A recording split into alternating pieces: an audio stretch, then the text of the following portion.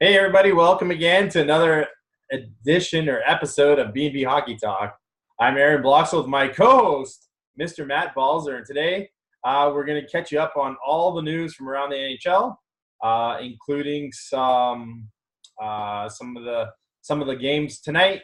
We're also going to catch you up on I'm going to ask Matt a couple of burning hot questions, and then Matt has some interesting stuff from an interview with former Vancouver Canuck general manager Mike Gillis. So let's start it off, Matt, with tonight. I mean, we were just talking about it off air. Brady Tkachuk getting a couple of goals and an assist in a game for Ottawa tonight that they are currently losing.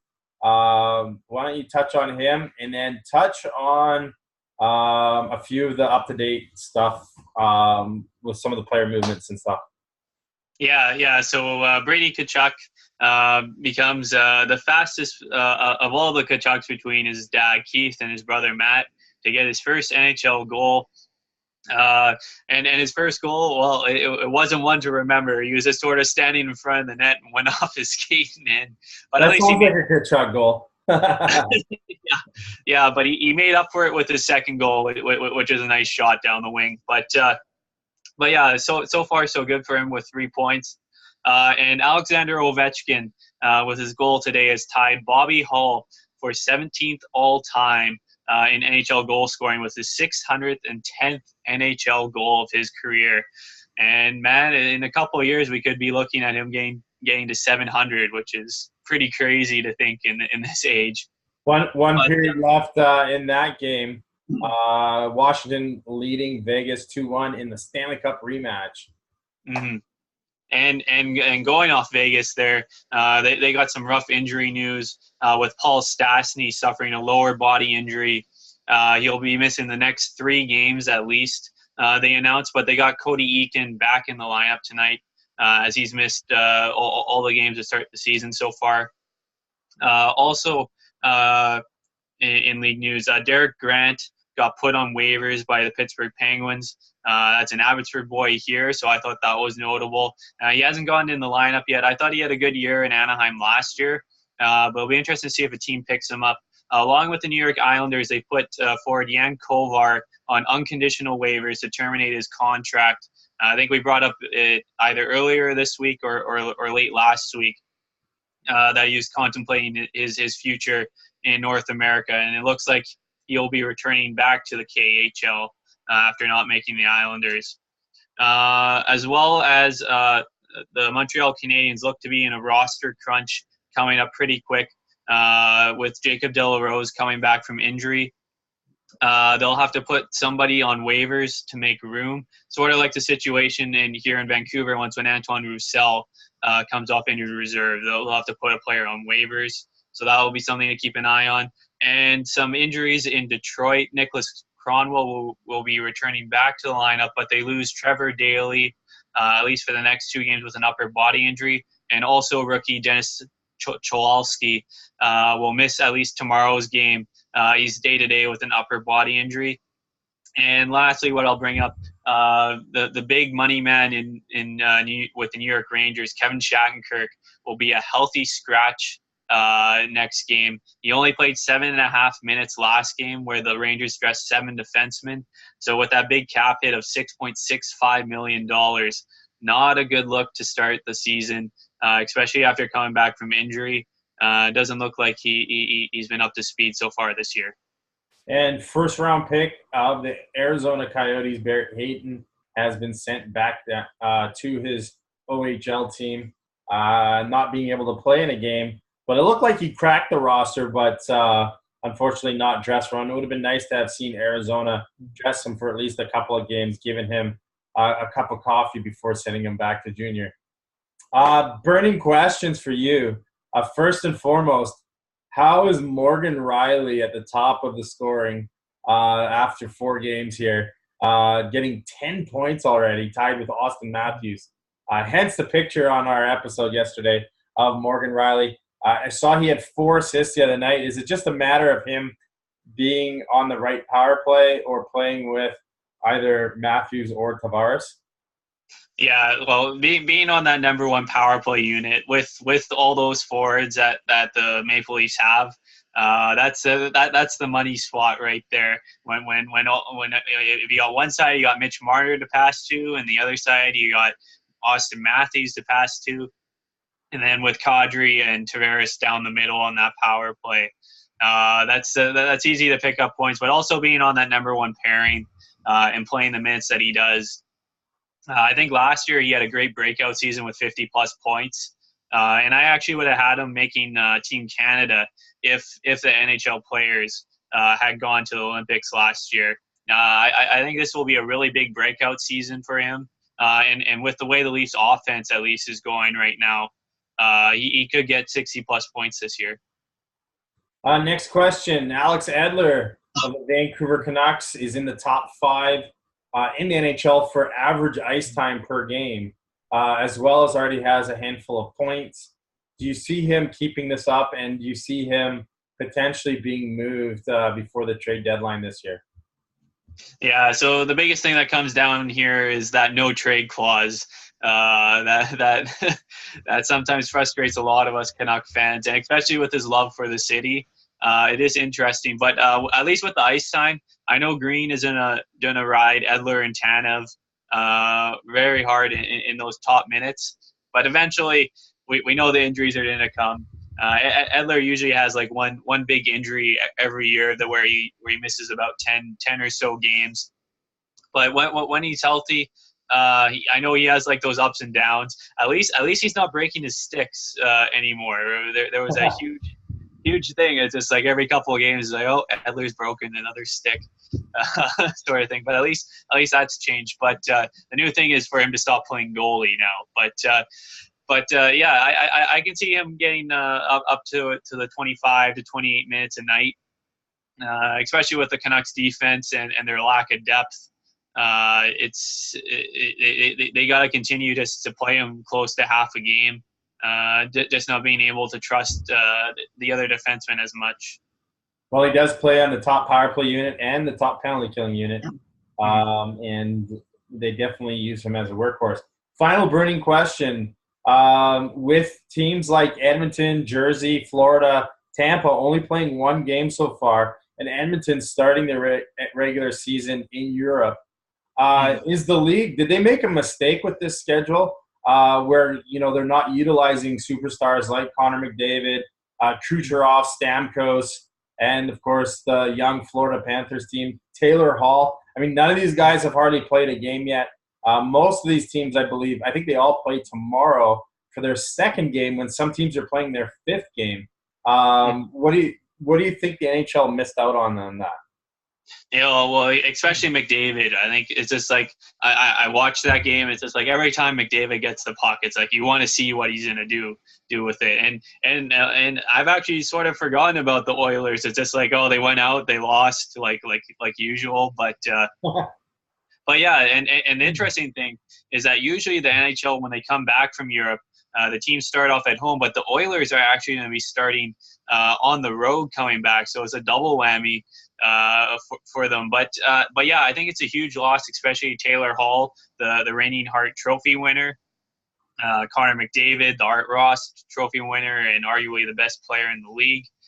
And with Tampa Bay coming off, well, as one probably the Stanley Cup favorite this year. It is interesting how that schedule worked, and with the Europe game, like I know I get what the NHL is trying to do there, but I think it's fine for exhibition games and stuff. But you got to choose your teams wisely of who you want to send, because overall it's just like, especially with the way the season started with all the goals and everything, it's actually been a pretty exciting start to the season, and there hasn't really been any defensive trap games around the league, and especially with McDavid, where you want to market him as much as you can. I think it's been a huge loss for the NHL to start the season. Well, I can see we're going to see a hungry Stamkos, Kucherov, and Tampa Bay Lightning team tomorrow playing our Vancouver Canucks.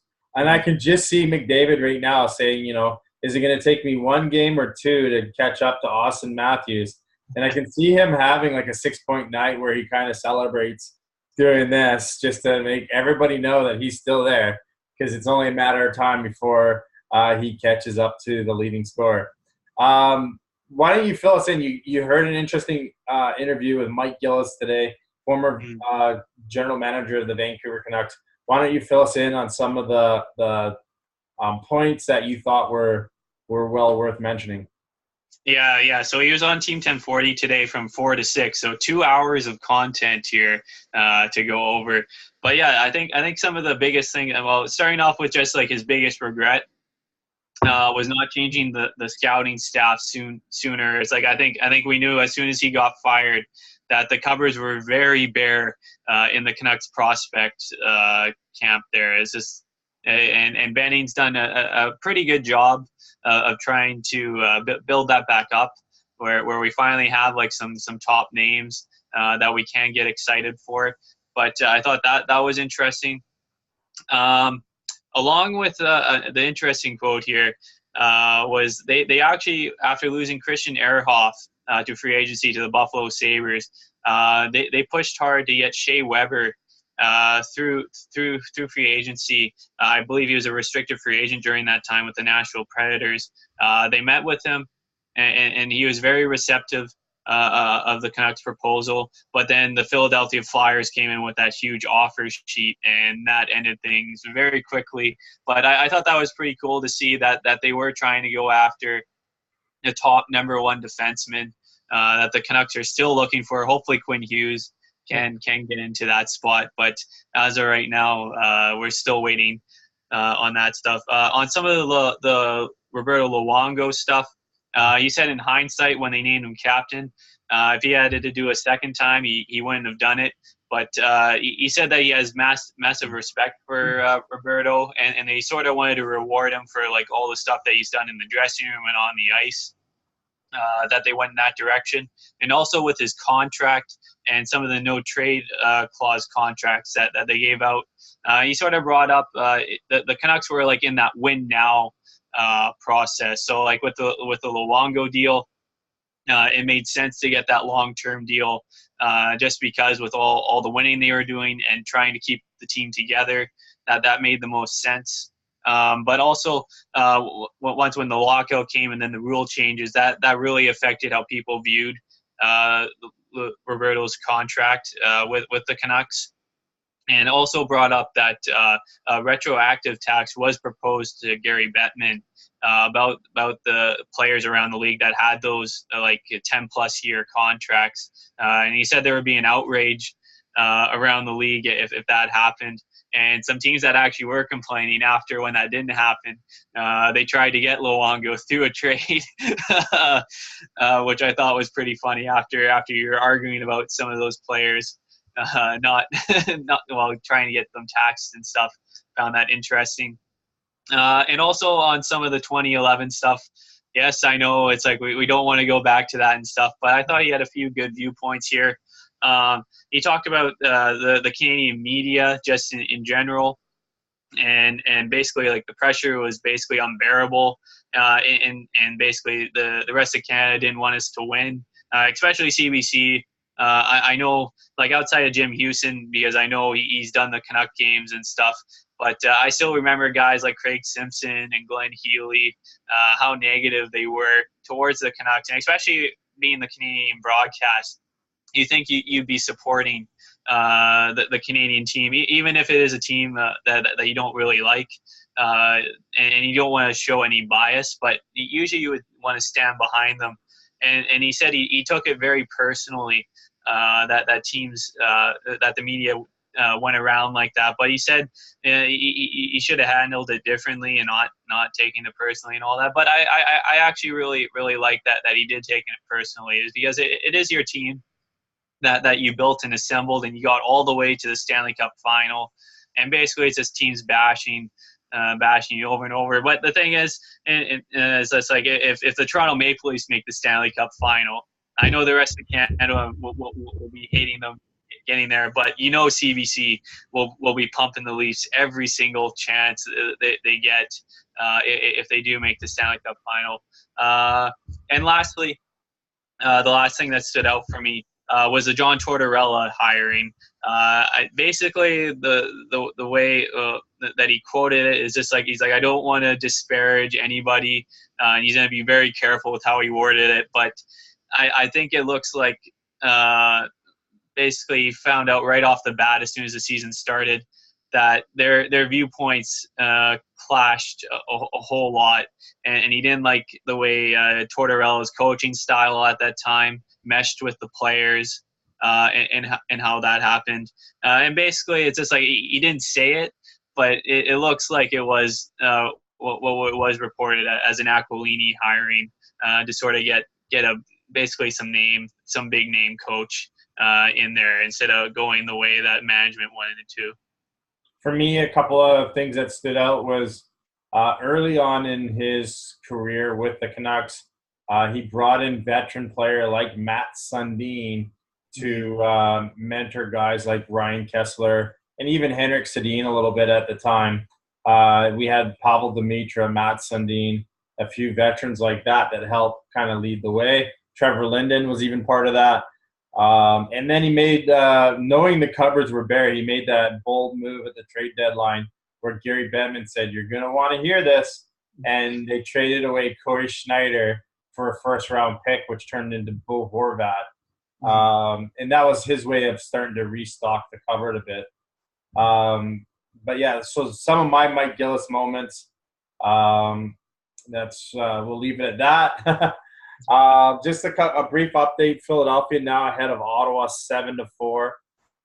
Looks like they are bouncing back from their 8-2 drubbing last night.